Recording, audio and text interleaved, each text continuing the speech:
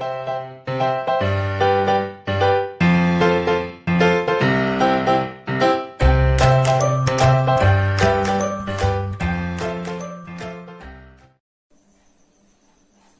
विद्यार्थी मित्रांनो, संजीवनी क्लासेस लोणेरे मध्ये आपलं सर्वांचं खूप खूप स्वागत. तुम्ही जर आमचे याआधीचे व्हिडिओज बघितलेले नसतील तर ते नक्की बघा आणि तुम्हाला जर ते आवडले तर लाईक करा, शेअर करा आणि सबस्क्राईब करा. आणि ज्यांनी आतापर्यंत आमच्या चॅनलला सबस्क्राईब केलेलं आहे त्यांचे खूप खूप धन्यवाद. 7 सम याला आपण स्टार केलेला आहे म्हणजे हा पण हॉटचा क्वेश्चन आहे. In an AP sum of 3 consecutive terms is 27 and their product is 504. Find the terms. त्यांनी काय दिलेलं आहे एपी मध्ये sum of 3 consecutive terms. 3 consecutive terms, consecutive म्हणजे एका पाठोपाठ एक येणार आहे, बरोबर. त्यांची ऍडिशन सम म्हणजे त्या 3 कॉन्झिक्युटिव्ह टर्म्सची ऍडिशन त्यांनी दिलेली आहे 27 अँड देअर प्रोडक्ट म्हणजे मल्टिप्लिकेशनचा आन्सर, बरोबर ना. मग ते जे 3 कॉन्झिक्युटिव्ह टर्म्स आहेत त्यांचाच प्रोडक्ट त्यांनी दिलेला आहे 504. Find the terms. तुम्हाला ब्रॅकेटमध्ये एक नोट पण दिलेली आहे त्यांनी. Assume that 3 consecutive terms in AP are A minus D A plus D. आपल्याला माहितीये की आपण जर फर्स्ट टर्म ए घेतला तर त्याच्यामध्ये डी ऍड करत गेले की आपल्याला पुढचे टर्म्स मिळतात. डी म्हणजे कॉमन डिफरन्स असतो. ए प्लस डी, ए मायनस डी, ए प्लस 2डी, ए प्लस 3डी या पद्धतीने, बरोबर. पण इथे त्यांनी देताना समजा ए याच्या आधी ए मायनस डी हा पण टर्म दिलेला आहे म्हणजे त्या ए मधून, म्हणजे आता इथे तुम्ही ए ला फर्स्ट टर्म नाही कन्सिडर करू शकत, इथे तुम्हाला ए मायनस डी ला फर्स्ट टर्म कन्सिडर करावं लागेल, बरोबर आहे. आणि मग हे 3 टर्म्स घ्यायचे ए मायनस डी, ए प्लस डी. या 3 टर्म्सची ऍडिशन 27 आणि याच 3 टर्म्सचं प्रोडक्ट 504 घ्यायचंय आणि तुम्हाला ते टर्म्स काढायचे. मग ते 3 टर्म्स म्हणजेच आपल्याला ए मायनस डी, ए आणि ए प्लस डी हे जे 3 टर्म्स आपण कन्सिडर करणार आहोत त्यांच्या व्हॅल्यूज आपल्याला मिळवायचे. चला तर मग आपण सॉल्व्ह करूया. मग इथे लिहिताना लिहूया आपण late 3 consecutive terms in AP B A minus D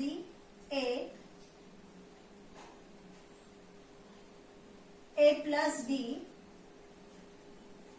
respective. म्हणजे आपण ते 3 टर्म्स घेतले a minus D, A plus d. आता त्यांची फर्स्ट कंडिशन आहे त्यानुसार आपण लिहूया.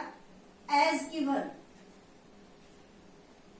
देअर सम इज 27 म्हणजे a minus d plus a plus d हे 3 टर्म्स घेतले. ए मायनस डी, ए आणि ए प्लस डी या 3 टर्म्सची सम त्यांनी दिलेली आहे आपल्याला, म्हणजेच ऍडिशनचा आन्सर दिलेला आहे 27. आता इथे बघा, इथे मायनस डी आहे आणि इथे प्लस डी आहे म्हणजे मायनस डी आणि प्लस डी कॅन्सल होतील. मग आता इथे राहिले ए प्लस ए म्हणजे आले 3a. Therefore 3a is equal to 27.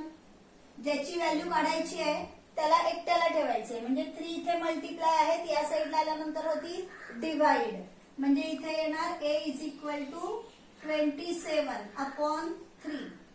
Therefore a is equal to 3 9 जा 27 म्हणजे इथे आता आपल्याला a ची व्हॅल्यू मिळाली 9, बरोबर. आपल्याकडे अजून d ची व्हॅल्यू नाहीये, d ची व्हॅल्यू पण आपल्याला मिळवायची, बरोबर. त्याच्यासाठी आपण आता त्यांनी जे नेक्स्ट कंडिशन आपल्याला दिलेली आहे देअर प्रोडक्ट इज 504 त्याचा इथे आपण वापर करूया. मग इथे लिहूया आपण as given a minus d into a plus d is equal to 504 हे त्यांनी आपल्याला दिलेले. आता इथे बघा या सगळ्यांचं मल्टिप्लिकेशन करतात आपण ज्या वेळेला पाहतोय तेव्हा आपल्याला काय लक्षात आलं पाहिजे की इथे a प्लस डी आहे. मग आपण ए प्लस बी आणि ए मायनस बी हे एक्सपेन्शन कोणाचं आहे? ए स्क्वेअर मायनस बी स्क्वेअरचं, बरोबर. मग तसंच इथे तुम्ही लिहू शकता ए मायनस डी आणि ए प्लस डी याच्यासाठी येईल ए स्क्वेअर मायनस डी स्क्वेअर आणि हे इंटू ए आहेत, हे इंटू ए आपण असेच ठेवू. म्हणजे इथे आले ए इंटू आणि ए मायनस डी आणि ए प्लस डी याचं मल्टिप्लिकेशन आहे a square minus d square is equal to 504. आता आपल्याकडे ए ची व्हॅल्यू आहे 9. मग ती ए ची व्हॅल्यू आपण या इक्वेशन मध्ये घेऊया. मग इथे लिहू आपण putting a is equal to 9 in the equation.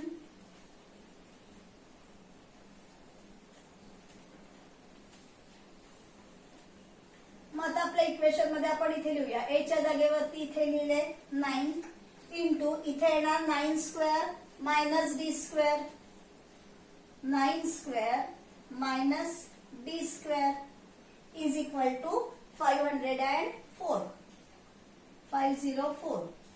Therefore आता या कंप्लीट ब्रॅकेटला हे 9 इथे मल्टिप्लाय आहेत म्हणजे तिथे गेल्यानंतर ते डिवाइड होऊ शकतात. मग इथे मी लिहिते 9 चा स्क्वेअर आहे 81 म्हणजे 81 आपण इथे लिहूया minus d square is equal to 504 upon 9. 81 minus d square is equal to divide करूया 9 5 जा 45 5 आले 54 9 6 जा 54 म्हणजे इथे आपल्याला मिळाले 56, बरोबर. आता बघा आपल्या या इक्वेशन मध्ये डी मायनस डी स्क्वेअर आहे म्हणजे आपल्याला इथे डी ची व्हॅल्यू मिळवायची आहे पण त्या डी स्क्वेअरला मायनसचं साइन आहे. मग आपण काय करूया मायनस डी स्क्वेअर हे जे आहे या मायनस डी स्क्वेअरला आपण त्या साईडला नेऊया म्हणजे मायनसचे होतील प्लस आणि ते डी स्क्वेअर त्या साईडला गेले तर हे 56 आहेत ते या साईडला येतील म्हणजे होतील मायनस 56 म्हणजे इथे येणार 81 minus 56 is equal to d square.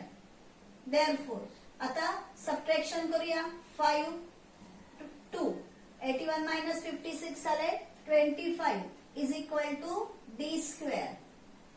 That is d square is equal to 25. मग डी स्क्वेअर ची व्हॅल्यू 25 मिळाली. मग आता आपण स्क्वेअर रूट घेऊया. Taking square root, taking square root आपल्याला मिळणार d is equal to plus minus 25 म्हणजे डी च्या आपल्याला प्लस मायनस 5 25 चं स्क्वेअर रूट आहे 5 म्हणजे आपल्याला डी ची व्हॅल्यू मिळाली प्लस मायनस 5, बरोबर. म्हणजे बघा आता आपल्याकडे ए ची व्हॅल्यू एकच आहे 9 पण डी च्या व्हॅल्यूज आपल्याकडे 2 आहेत प्लस 5 आणि मायनस 5. मग या दोन्ही व्हॅल्यूज घेऊन आणि ए ची व्हॅल्यू घेऊन आपल्याला आता हे 3 टर्म्स फाइंड आउट करायचे, बरोबर. Now a is equal to 9 d is equal to 5. मग आपण ए ची व्हॅल्यू घेऊन 9 आणि डी ची व्हॅल्यू म्हणजे पॉझिटिव्ह व्हॅल्यू घेऊ आणि फाइंड आउट करूया म्हणजे आपल्याला इथे 3 टर्म्स मिळतील. A minus d is equal to a ची व्हॅल्यू आहे 9 मायनस डी ची व्हॅल्यू आहे 5 9 minus 5 4. A is equal to 9 आणि a plus d is equal to 9 plus 5 is equal to 14 म्हणजे इथे आपल्याला 3 टर्म्स मिळाले 4 9 14. इथे आपण ब्रॅकेट मध्ये लिहून ठेवूया 4 9 14. ओके. आता डी ची व्हॅल्यू आपण -5 घेऊन सॉल्व्ह करूया.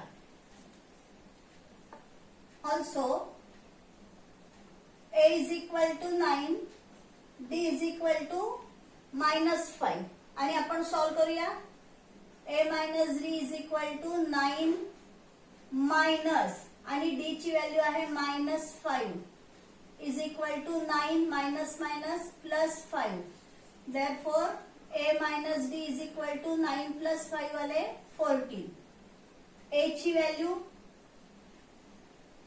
9 आहे, कारण तो मिडल टर्म आहे आपला, बरोबर ना. म्हणजे a इज इक्वल टू आलं 9 आणि a plus d is equal to 9 plus, आणि आता आपल्याकडे डी ची व्हॅल्यू आहे इथे -5, बरोबर. म्हणजे ना 9 प्लस -5 प्लस मायनस मायनस, म्हणजे इथे आले 9 - 5.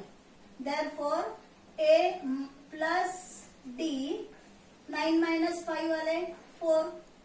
म्हणजे इथे बघा, इथे आपल्याला व्हॅल्यू मिळालेल्या a डी ची 4 ही 9 आणि 14, 4 9 14 हे टर्म्स, आणि इथे आपल्याला टर्म्स मिळाले 14 9 4.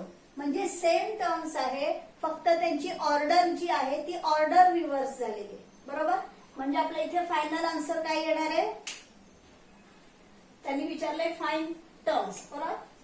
मग आपण इथे लिहूया 3 consecutive terms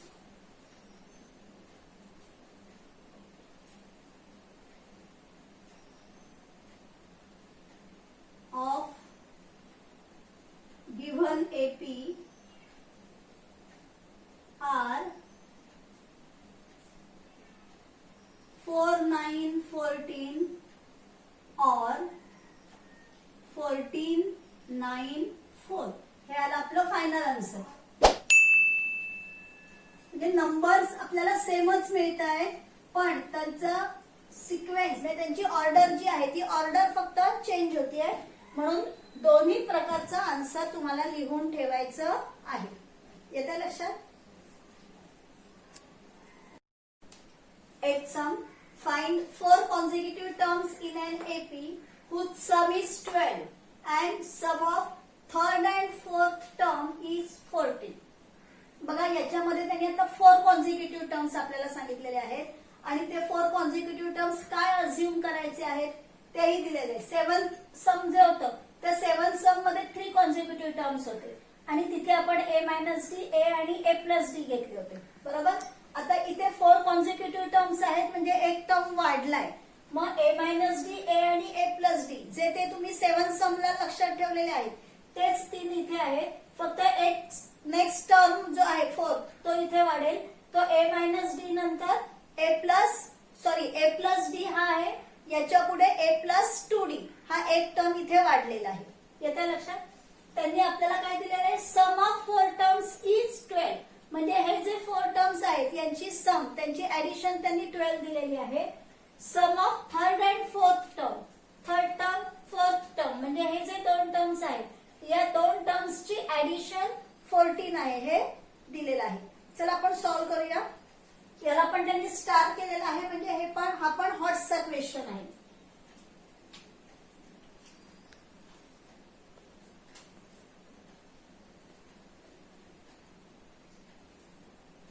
solution. Let 4 consecutive terms in an AP be a minus d, a plus d, a plus 2d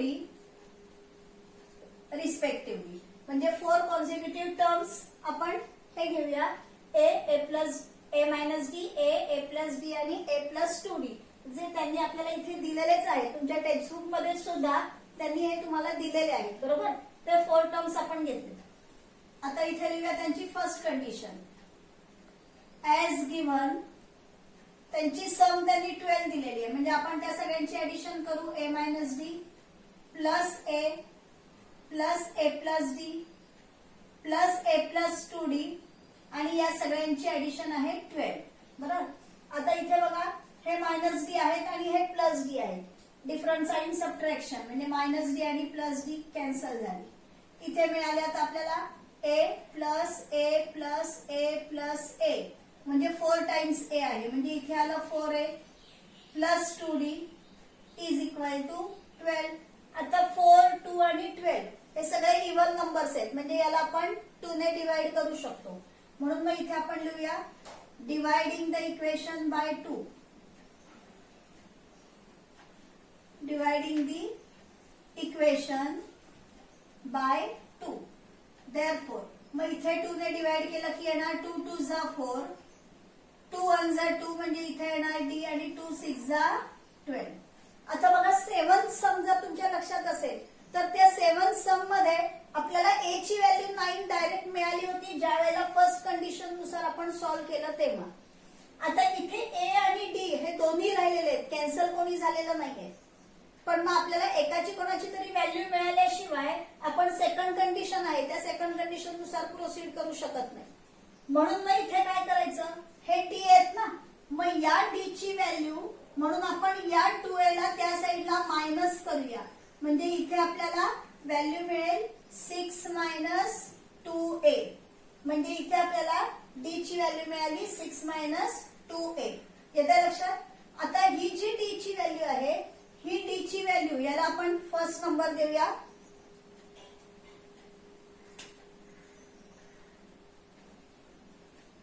he value आपण सेकंड कंडिशन नुसार ज्या वेळेला इक्वेशन लिहू त्या इक्वेशन मध्ये आपल्याला वापरायची आहे हे लक्षात ठेवायचं. मग आता इथे पुन्हा मी लिहिते ऍज गिवन. मग आता थर्ड टर्म आहे आपला a प्लस डी बरोबर आणि फोर्थ टर्म आहे a प्लस 2d. मग या दोघांची सम त्यांनी म्हटलेलं आहे 14. मग मी इथे लिहिते a plus d plus a plus 2d is equal to 14. Therefore a plus a आलं 2a plus d plus 2d म्हणजे इथे आले 3d is equal to 14. Therefore 2a plus 3 आणि हे जे डी आहे या डी च्या जागेवरती आता आपण इथे लिहूया 6 मायनस 2a. इथे मी लिहिते 6 minus 2a is equal to 14. इथे लिहूया फ्रॉम फर्स्ट.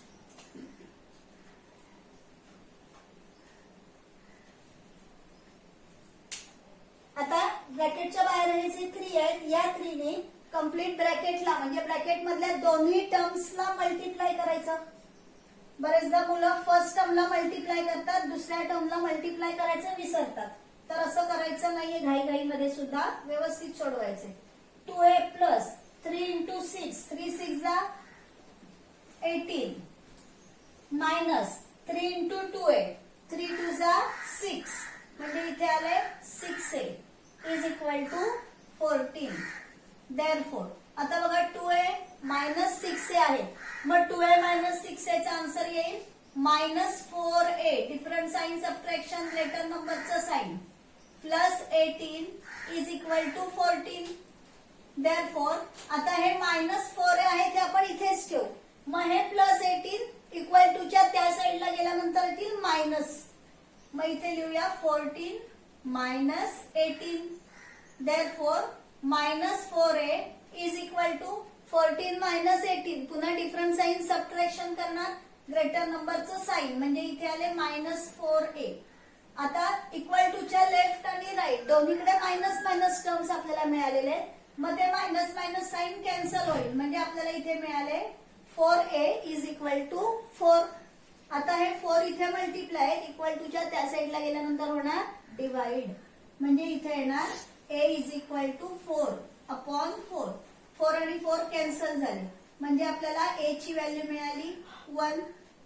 आता ही a ची व्हॅल्यू जी आपल्याला मिळाली आहे ही a ची व्हॅल्यू जर आपण या फर्स्ट इक्वेशन मध्ये घेतली तर आपल्याला d ची व्हॅल्यू पण मिळेल. मग आपण लिहूया इथे putting this value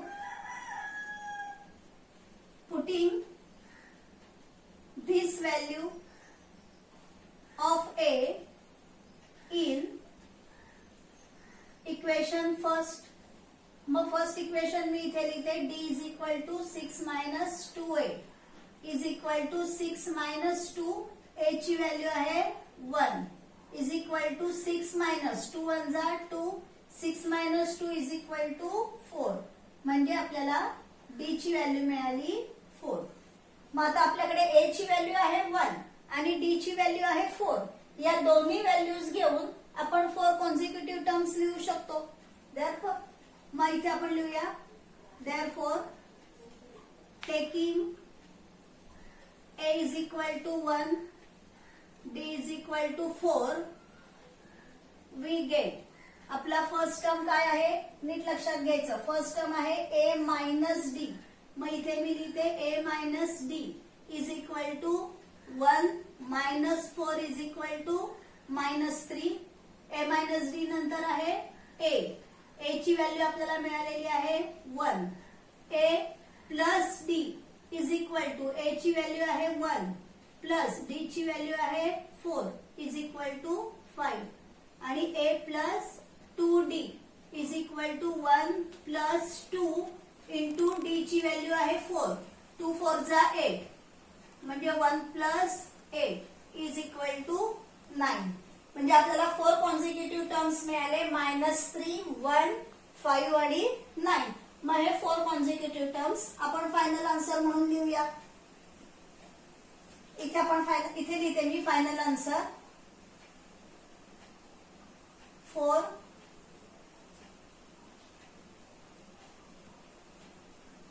consecutive terms of given AP are -3, 1, 5, 9. -3, 1, 5, 9. हे आलं आपलं final answer.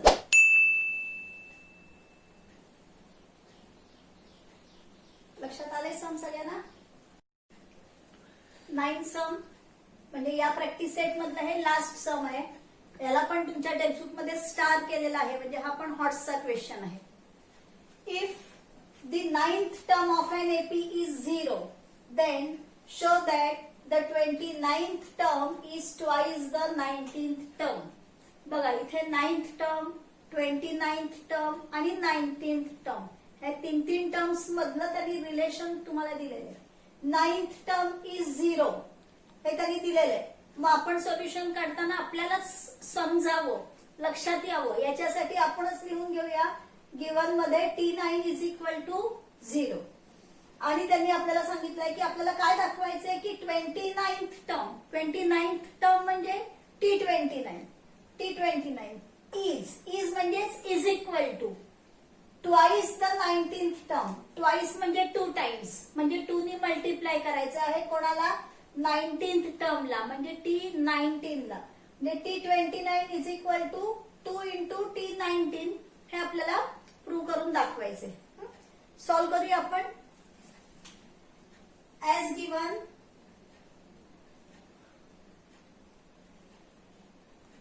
ninth term of an AP that is T9 is equal to 0 हे त्यांनी आपल्याला दिलेले बरोबर. मग इथे आपण लिहूया याच्यासाठी Tn T9 आहे ना मग आपण इथे Tn चा फॉर्म्युला वापरूया. युजिंग फॉर्म्युला फॉर Tn मग इथे Tn चा फॉर्म्युला येईल Tn is equal to A plus n-1 into D. मग इथे T9 लिहूया इज इक्वल टू मग n च्या जागेवरती 9 आले म्हणजे इथे पण n च्या इथे 9 येणार.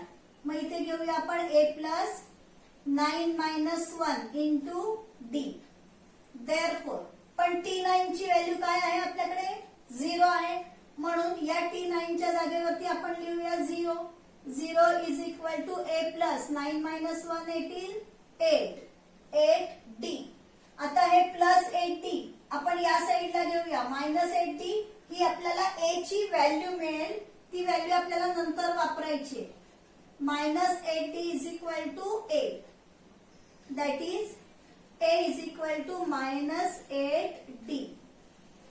याला आपण फर्स्ट नंबर देऊया.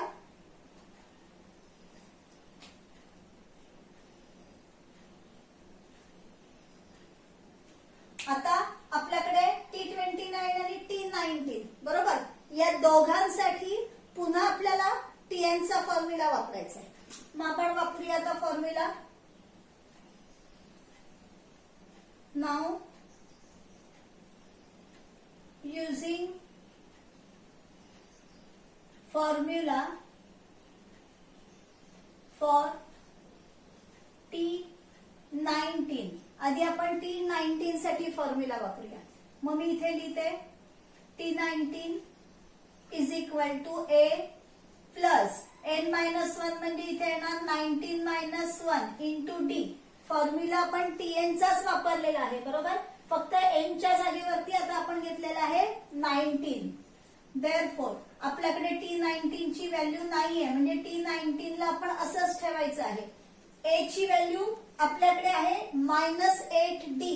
मग A च्या जागेवरती इथे आपण लिहूया -8D प्लस 19 मायनस 1 येणार 18D. इथे लिहूया आपण फ्रॉम फर्स्ट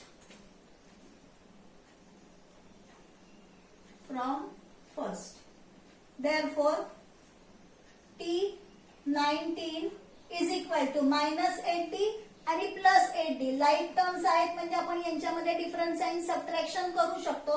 18 मायनस 8 येणार आहे 10D. ही जी व्हॅल्यू मिळालेली आपल्याला T19 ची, याला आपण नंबर देऊया 2. ओके, आता जसं T19 साठी फॉर्म्युला वापरला तसंच आता T29 साठी फॉर्म्युला वापरायचा. मग इथे लिहूया युजिंग फॉर्म्युला फॉर T29. मग T29 is equal to A plus इथे येणार 29 minus 1 into D. Therefore T29 is equal to, पुन्हा आपल्याकडे A ची व्हॅल्यू आहे -8D म्हणून A च्या इथे लिहायचं -8D प्लस 29 मायनस 1 येणार 18D.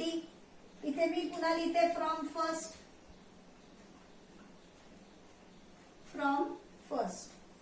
Therefore T29 is equal to, आता इथे -8D आले आणि सॉरी 29 मायनस 1 28 बरोबर ना, 28D आणि -8D म्हणजे इथे सबट्रॅक्शन केल्यानंतर आपल्याला मिळतील 20D.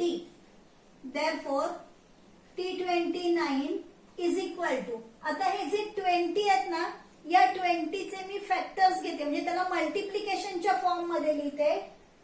2 10s are 20 बरोबर ना, 2 10s are 20 म्हणून मी इथे लिहिते 2 इंटू 10D. आता बघा हे 10D म्हणजेच काय आहे, T19 आहे बरोबर, म्हणजे मी या 10D च्या जागेवरती T19 लिहूच शकते. म्हणजे इथे येणार T29 is equal to 2 into T19. इथे लिहूया आपण फ्रॉम सेकंड.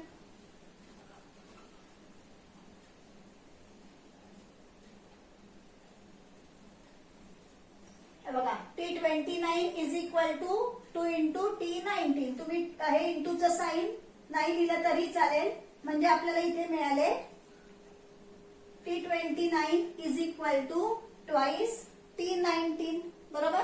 म्हणजे त्यांनी आपल्याला जे प्रूव्ह करायला सांगितलं होतं ते आपण प्रूव्ह केलं. मग इथे लिहूया आपण final answer.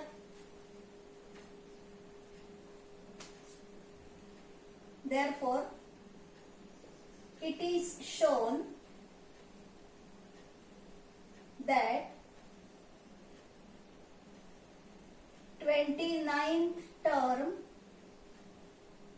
of an AP किंवा of given AP is twice the 19th term. हे आलं आपलं फायनल आन्सर. म्हणजे खरं याच्यामध्ये वेगळा आन्सर असं आपण काही काढलेलं नाहीये, आपण फक्त त्यांनी जे सांगितलं ते आपल्याला आपण प्रूव्ह करून दाखवलं की 29th टर्म जो आहे तो 19th टर्मच्या ट्वाइस आहे. ते फक्त आपण स्टेटमेंटच्या फॉर्म मध्ये लिहिलं. येते लक्षात. या ठिकाणी आपला हा जो प्रॅक्टिस सेट आहे या ठिकाणी आपला हा जो प्रॅक्टिस सेट आहे हा प्रॅक्टिस सेट कंप्लीट झालेला आहे. या पुढचे सम्स घेऊन आपण भेटूया पुढच्या व्हिडिओमध्ये.